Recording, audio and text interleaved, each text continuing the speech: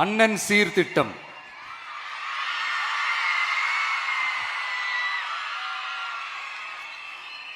ஒவ்வொரு குடும்பத்திற்கும் மிகப்பெரிய மகிழ்வை தருவது அந்த குடும்பத்தில் நடக்கும் திருமண கொண்டாட்டம் தான். அதை எந்த வருத்தமும் இன்றி முழு மன நிறைவுடன் கொண்டாட வேண்டும். அதற்காகவே நம் தங்கைகளின் திருமணத்திற்காக 8 கிராம், அதாவது 1 பவுன் தங்கமும்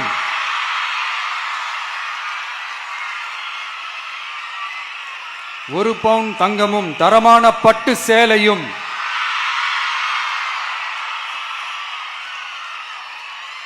தாய் வீட்டில் இருந்து அண்ணன் சீராக அளிக்கப்படும்.